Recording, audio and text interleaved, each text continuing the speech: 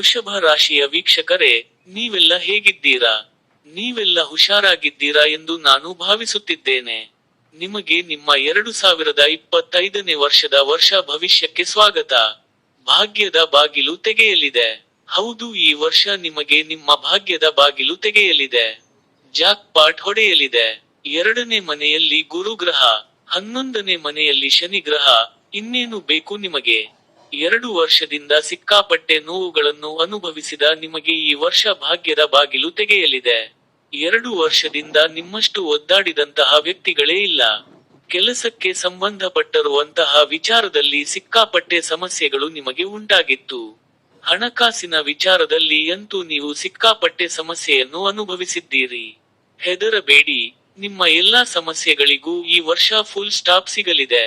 ಈ ಪ್ರಪಂಚದಲ್ಲಿ ಎಲ್ಲರೂ ಕೂಡ ಚೆನ್ನಾಗಿದ್ದಾರೆ, ನಾನು ಮಾತ್ರ ಈ ರೀತಿಯಾಗಿ ಇದ್ದೇನೆ ಎಂದು ಸೊರಗುತ್ತಿದ್ದ ನಿಮಗೆ ಈ ವರ್ಷ ಸಿಕ್ಕಾಪಟ್ಟೆ ಅಭಿವೃದ್ಧಿ ಉಂಟಾಗುತ್ತದೆ. ಭಾಗ್ಯದ ಬಾಗಿಲು ತೆಗೆಯುತ್ತದೆ.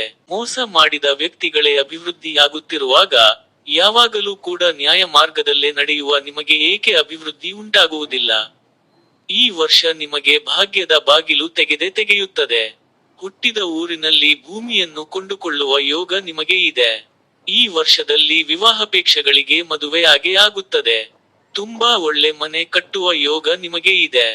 ನಿಮಗೆ ಏನಾದರೂ ನಾನು ಕೂಡ ಎಲ್ಲರಂತೆ ದೊಡ್ಡ ಕಾರಿನಲ್ಲಿ ಓಡಾಡಬೇಕು ಎಂಬ ಆಸೆ ಇದ್ದರೆ ಅದು ಈ ವರ್ಷದಲ್ಲಿ ನೆರವೇರುತ್ತದೆ.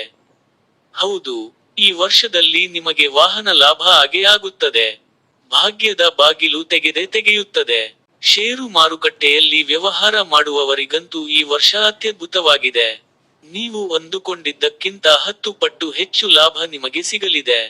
ಭಾಗ್ಯದ ಬಾಗಿಲು ತೆಗೆಯುತ್ತದೆ. ನೀವೇನಾದರೂ ಇಂಜಿನಿಯರ್, ಡಾಕ್ಟರ್ ಅಥವಾ ಪೊಲೀಸ್ ಆಗಿದ್ದರೆ, ಈ ವರ್ಷದಲ್ಲಿ ನಿಮ್ಮ ಉದ್ಯೋಗದಲ್ಲಿ ನಿಮಗೆ ಪ್ರಮೋಷನ್ ಸಿಗುತ್ತದೆ. ನಾನು ನಿಮಗೆ ಒಂದು ಸಿಂಪಲ್ ಆದ ಮಂತ್ರವನ್ನು ಹೇಳಿಕೊಡುತ್ತೇನೆ. ಇದನ್ನು ನೀವು ಪ್ರತಿದಿನ ಸ್ನಾನ ಮಾಡಿ 9 ಬಾರಿ ಹೇಳಬೇಕು.